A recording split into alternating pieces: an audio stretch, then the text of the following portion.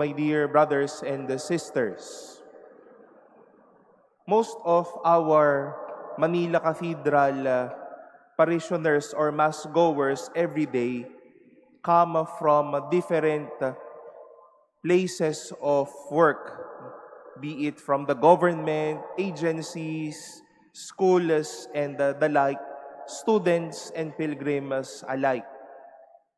At marahil you come here to Intramuros as early as you can to prevent traffic so that you can start a long day ahead. Yung iba dyan na mag-o-overtime pa.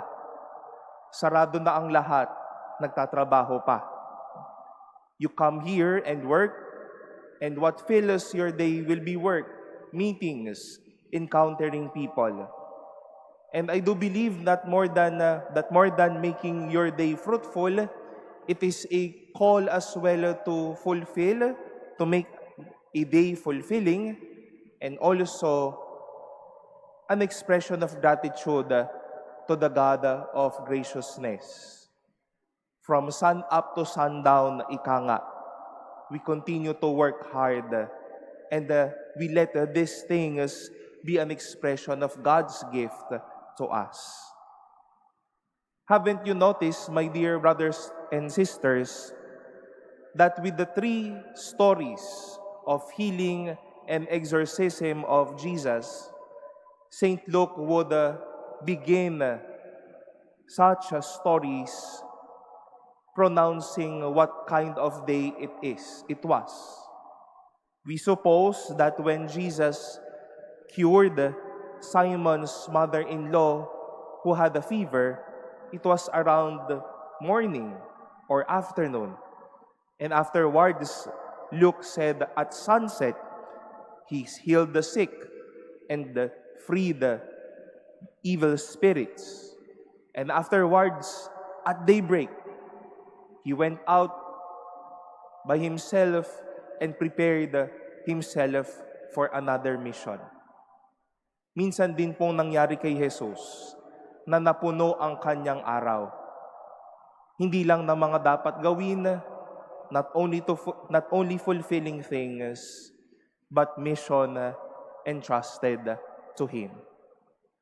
Like Jesus and ourselves, we do fill our days with some things to do. And yes, it is for us to be fruitful, to be fulfilling, but what fills our day may give God the praise. Hindi lahat ng pumupuno ng araw natin ikinatutuwa ng Diyos. There might be things that fill our day, but may not be good for God, not good for ourselves, and not good for others. Such is a temptation because we have the plenty of time to do things.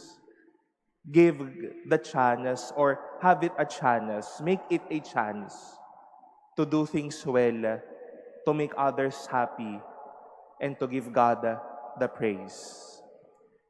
Like Jesus, from sun up to sundown, what filled his day was to give God the praise.